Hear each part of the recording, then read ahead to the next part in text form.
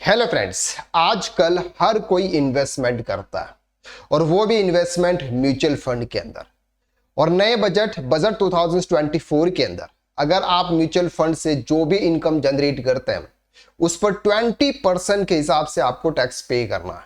That means कि अगर आप 1 लाख रुपीज की इनकम जनरेट करते हैं तो 20,000 प्लस 4% एजुकेशन सेस आपको पे करना होगा। और उस पर आपको सेक्शन 87A का रिबेट भी नहीं मिलेगा क्योंकि स्पेशल रेट के हिसाब से टैक्स कैलकुलेट होता है। लेकिन अगर हम आपको यह बताया कि सर अगर आपकी इनकम म्यूचुअल फंड से या इक्विटी शेयर से अगर 3 लाख रुपीस तक अगर आपकी इनकम है तो उस पर आपको कोई भी टैक्स पे करने की नीड नहीं है। सर ऐसा कैसे पॉसिबल है? चलिए देखते हैं हम। Basic exemption limit income tax के अंदर अगर आप न्यू टैक्स रिजर्व्स की बात करें तो वहां पर है सर 3 लाख रुपीस। अब 3 लाख रुपीस में बेसिक एग्जामिशन में यहां पर यह नहीं बोला है कि सर कि किसी भी स्पेशल हेड की इनकम आपकी 3 लाख रुपीस तक है तो ही आपको टैक्स नहीं लगेगा, या फिर अगर आपके स्लैब रेट के अंदर जितने भी टैक्सेबल इनकम आ रही है उस पर अगर आपकी इनकम 3 लाख रुपीस तक है तो आपको टैक्स नहीं लगेगा। लेकिन यहां पे अगर हम बात करते हैं कैपिटल गेन की, कैपिटल गेन का मतलब सिंपल होता है कि अगर आप इक्विटी शेयर या फिर म्यूचुअल फंड अगर आपने शॉर्ट टर्म या लॉन्ग टर्म आपने सेल किए, रिडीम किए, उस पर आपको जो भी एक्स्ट्रा अमाउंट आया उस अमाउंट पर आपको टैक्स पे करना। लॉन्ग टर्म की बात करें, अगर आपने 12 मंथ से ज्यादा अगर आपने होल्ड किया तो लॉन्ग टर्म हो गया। और लॉन्ग टर्म में अगर 1,25,000 न्यू टैक्स रिजर्व नए बजट के हिसाब से करें तो 1,25,000 रुपीज तक आपको कोई भी टैक्स पे करने की नीड नहीं है। लेकिन अगर आपने शॉर्ट टर्म यानी कि 12 मंथ से अंदर अंदर अगर आपने रिडीम कर दिया और वहां पर अगर आपको प्रॉफिट हो रहा है और वो प्रॉफिट अगर आपके 3 लाख रुपीस तक है तो आपको टैक्स पे करने की नीड नहीं है। कैसे समझते हैं? अगर आपकी किसी भी अदर हेड से इनकम नहीं है, यानी कि अगर आप कोई सैलरी से पैसे नहीं कमा रहे, हाउस प्रॉपर्टी से नहीं कमा रहे, पीजीबीपी से नहीं है और आपकी इनकम फ्रॉम अदर सोर्सेज से कोई भी इनकम नहीं है और आप सिर्फ और सिर्फ म्यूचुअल फंड में इन्वेस्ट कर रहे हैं, आपके पास में पैसा था आप म्यूचुअल फंड में इन्वेस्ट कर रहे हैं। अगर आप सैलरी भी कमा रहे हैं लेकिन आपके फॉर्म 16 के अंदर नहीं आ रहा या फिर 26S के अंदर कहीं रिफ्लेक्ट नहीं कर रहा है कि आप सैलरी कमा रहे हैं, तो ऐसे केसेस में आप सैलरी की इनकम अगर नहीं भी शो करें तो भी इनकम टैक्स डिपार्टमेंट को पता नहीं चलेगा कि सर आप सैलरी कमा रहे हैं। वो सैलरी तब पता चलती है जब आपका फॉर्म 16 यानी कि जिस पर टीडीएस डिडक्ट होता है तो वो आपके 26S के अंदर रिफ्लेक्ट करता है या फिर आपके AIS रिपोर्ट के अंदर इफेक्ट करता है। लेकिन अगर आपका टीडीएस डिडक्ट नहीं होता है तो आपको कितनी भी सैलरी मिली वो सैलरी सर आप गवर्नमेंट को पता नहीं चलती कि आपको कितनी सैलरी मिली है। अगर सैलरी मिल भी रही है फिर भी अगर आप वो सैलरी नहीं दिखाते हैं और आप सिर्फ और सिर्फ म्यूचुअल फंड की इनकम शो करते हैं, वहां से अगर आपको इनकम हो रही है वो शो करता है।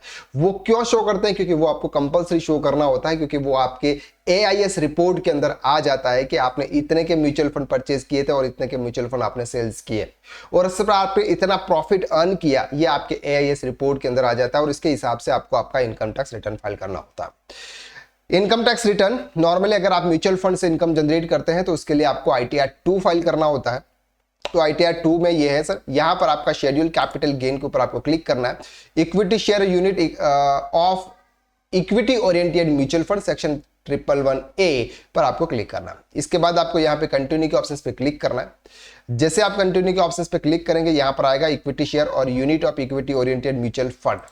जैसे आप इस पर क्लिक करेंगे एडिट का ऑप्शन है, एडिट के ऑप्शन में हमने वैल्यू एंटर करी हुई है। अगर आप फॉर एग्जांपल हम ये मान के चलते हैं कि सर आपने जितने भी म्यूचुअल फंड रिडीम किए वो म्यूचुअल फंड आपके 6,97,811 के थे और वो आपने परचेस किए थे, वो फॉर एग्जांपल आपने परचेस किए थे 3,90,016 ये आपने परचेस किए थे और आपका जो बैलेंस प्रॉफिट है, आपका जो प्रॉफिट है म्यूचुअल फंड पर वो है सर 2,99,750। कितना है सर आपका प्रॉफिट? 2,99,750। अब ये प्रॉफिट है उसको आप सेव कर लीजिए। जैसे ही आप उसको सेव करेंगे, सेव करने के बाद आप इसको कंफर्म कर लेंगे।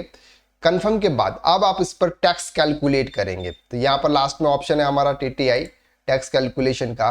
तो यहां पर tax payable on dividend income, tax payable total income sir आपका 0 आ रहा है, यानी कि ये जो 20% का टैक्स कैलकुलेशन है ये यहां पर नहीं हो रहा है। क्यों नहीं हो रहा है? क्योंकि आपकी basic exemption limit 3 lakh rupees तक है और 3 लाख रुपीस तक अगर आपकी म्यूचुअल फंड की भी इनकम होती है तो भी आपको उस पर 20% के हिसाब से टैक्स पे नहीं करना है। ओके अब सर इस इनकम में थोड़ा सा हम ट्विस्ट करते हैं। ट्विस्ट ये करते हैं कि इनकम को थोड़ा इंक्रीज कर देते हैं, यानी कि 3 लाख रुपीज से ज़्यादा इनकम शो करते हैं।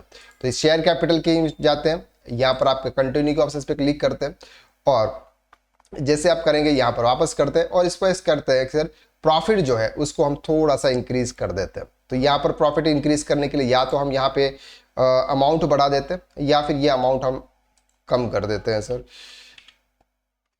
8 कर देते हैं। तो आपका प्रॉफिट कितना हो गया, यही नहीं, इसको थोड़ा सा और कम कर देते हैं और इसको यहाँ पे 7 कर देते हैं। आपका प्रॉफिट कितना हो गया सर, 3,750,000।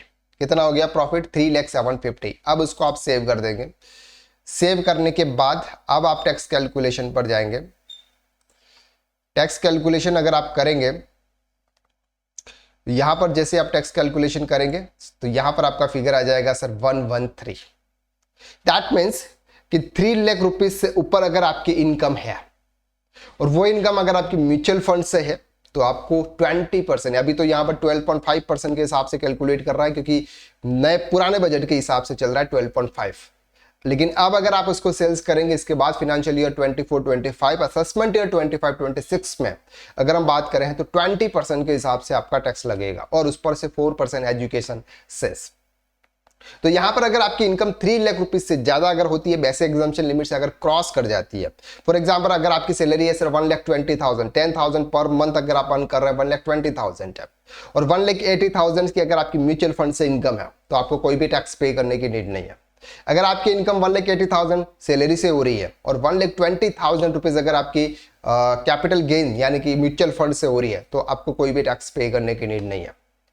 3 लाख रुपीज से ऊपर अगर आप जितनी भी इनकम जनरेट करते हैं उस पर टैक्स है, लेकिन कैपिटल गेन अगर आता है तो वहां पर 20% के हिसाब से टैक्स है और उस पर सेक्शन 87A का रिबेट भी नहीं मिलता। आप यहाँ पे देखेंगे रिबेट अंडर सेक्शन 87A 0।